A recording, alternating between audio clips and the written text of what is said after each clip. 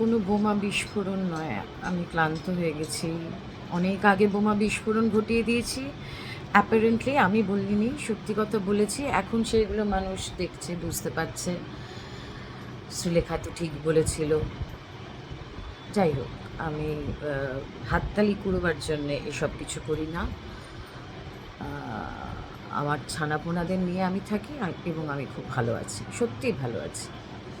আবর্জনা জীবন থেকে দূর হয়ে গেছে। আজকে এই ভিডিওটা আমি করছি, প্রচণ্ড গরম পড়েছে।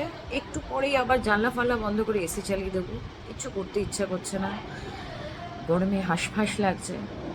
তা আমরা যারা বাড়িতে বসে গরমে কষ্ট পাচ্ছি, এবার ভাবুন রাস্তায় যারা মানুষরা কাজ করছে, তাদের তো বলতে পারে। আমরা অবলাদের জন্য একটু বেশি করে বলার চেষ্টা করি, সকলের কান অবধি পৌঁছয় না। যে কজনের কান অবধি পৌঁছয় সেটাই আমাদের কাছে অনেক। বিভিন্ন জায়গায় দেখছি যে সানস্ট্রোক হয়ে, ডিহাইড্রেটেড হয়ে অনেক কুকুর বেড়ালের খুব শোচনীয় অবস্থা।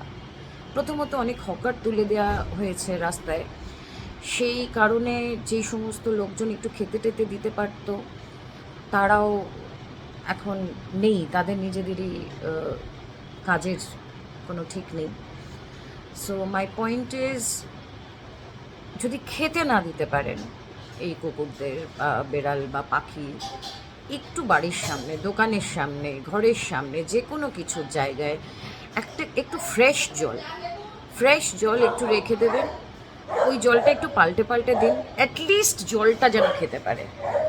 ডিহাইড্রেটেড হয়ে বিভিন্ন এই যে ডগ গ্রুপে দেখছি লোকজন পোস্ট করছে, জলটা দিচ্ছে না বা তক্ষুনি কিছু করছে না। কাহাতো এত দূর থেকে এই জিনিসগুলো যারা animal care givers, animal activist, তারা এটা করতে পারে। ততক্ষণে খবর দিয়ে পৌঁছতে পৌঁছতে তো সেই কুকুর মারা যাবে। তো যদি এরকম কিছু দেখেন, একটু জল দিন। ওই পারলে যে বিস্কিট, ওইটা চিনি থাকবে, সেইটা একটুখানি দিন। কিছু করে না ওরা, একটু জলটা দিন। একটু কেউ থাকলে একটু মাথাটা তুলে একটু জলটা খাওয়ান, একটু নুন চিনির জল। মানুষই গরম থেকে এসে এরকম কষ্ট হয় যখন আমরা ওআরএস, নুন চিনি জল দিই। ওদেরকে একটু দিন, দরকার এটা কিছু হলে ভ্যানিলা আইসক্রিম খাইয়ে দিন। এই কয়েকটা জিনিস একটুখানি প্লিজ আমি আপনাদের কাছে রিকোয়েস্ট করছি। কারণ সব জায়গায় অ্যানিম্যাল অ্যাক্টিভিস্ট, কেয়ার গিভার্সরা দৌড়ে দৌড়ে যেতে পারবে না। আপনারা এই প্রাথমিক এইটা করুন, তারপরে বাকিরা করতে পারবে। সুতরাং গ্রুপে দেওয়ার আগে, ছবি তুলে এইটা করার আগে, এইটা আগে অ্যাড্রেস করুন যে সানস্ট্রোক হয়ে যাচ্ছে বা কিছু হচ্ছে, মুখে একটু জলটা দিন। আর সমস্ত এই দোকান যারা খুলে রয়েছেন বা কিছু, তাদেরকে বলছি একটু দোকানের সামনে, বাড়ির সামনে একটু জলটা রাখুন প্লিজ। এতে তো বিরাট কিছু আপনার ক্ষতি হবে না। আমি আমার নিজের জীবন দিয়ে বলছি, আজকে আমি একা এতগুলো লড়াই করে জিতে গেছি, অনেক লড়াই জিতে গেছি আমি। সেইটা এখন আমার মনে হয় এই আমার বাচ্চাদের আশীর্বাদ ছাড়া আর কিচ্ছু নয়।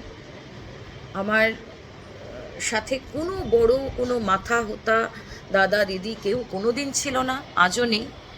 কিন্তু এইটুকু করুন, ঈশ্বরকে তো দেখেননি, তো এদের মধ্যেই ঈশ্বর রয়েছে। এই অবলা জীব যাদের সাথে আপনার কোনো লেনাদেনার সম্পর্ক নয়, এদেরকে একটুখানি দেখুন।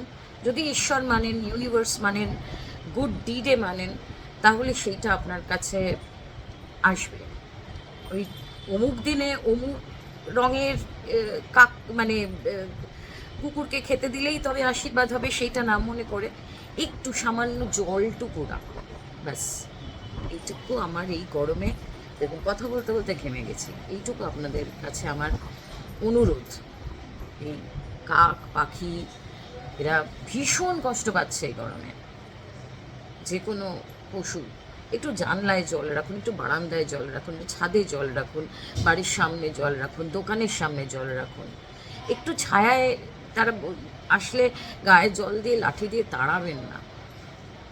এরাও একটা প্রাণী, এইটুকু একটু খেয়াল রাখুন। আপনার মনের মধ্যেই ঈশ্বর, আমাদের মধ্যেই ঈশ্বর, আমাদের মধ্যেই শয়তান। সেই শয়তানটাকে ঘুম পাড়িয়ে রেখে দেখলেন তো কি অবস্থা হলো আমাদের পশ্চিমবাংলায়। এবার ঈশ্বরটাকে জাগ্রত করুন। Thank you.